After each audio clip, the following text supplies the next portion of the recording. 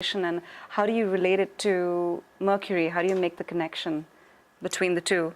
Well, we know something about the reproductive history of these birds because we've been following them for a couple of years now. So what we're trying to do is to build up a long-term database of reproductive success. And to do that, we need to be out with these birds each summer, and ideally we're there once a week checking on them.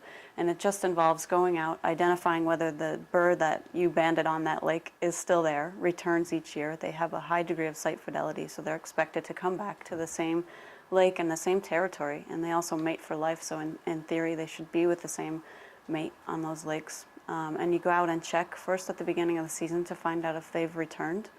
And then you just keep checking each week. If you know where that loon is, you know where the territory is, you can go there once a week or more often if possible. Check on the birds, try to find a nest location, which can be really challenging, but if you do find the nest, you can monitor that nest, find out if the nest is successful. A lot of nests suffer from natural occurrences like predation by mammalian or avian predators.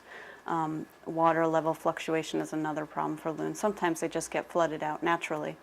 But if they do successfully hatch, then hopefully you'll be there on the day that they hatch or a few days later. You'll see your loons and they'll have chicks with them, and then you again, keep checking on them every day, find out what happens to those loons.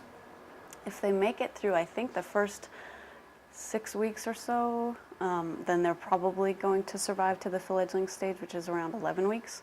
And so the idea is just to keep watching them and learn what happens to the fate of those chicks. Sometimes it's easy to determine, sometimes it's harder. If they just disappear and you don't have any idea, then it's hard to postulate what might have happened to them. They're subject to things like predation by bald eagles and other things like that, so it's hard to judge sometimes. But we just check them once a week and follow them throughout the summer and watch the status of those birds, and hopefully they'll survive through the juveniles will survive through the summer, and then you just keep track of them year after year and build a long-term database.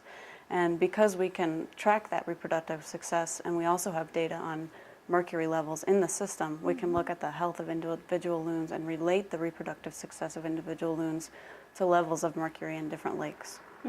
The idea being that more mercury isn't necessarily causing death in loons. What it does is it's a debilitating effect, and it causes changes in their behavior patterns. It causes them to pay less attention to their chicks, devote less time to rearing their chicks. They might not do as good of a job with back riding the chicks, and the chicks will be colder. They might not do as good of a job with feeding the chicks. So those kinds of behaviors we can keep a watch on to some extent, and we also know something about the mercury levels. So if we have a large enough database, we can hopefully draw some relationships between mercury levels and health of the loons and the reproductive status of them. That makes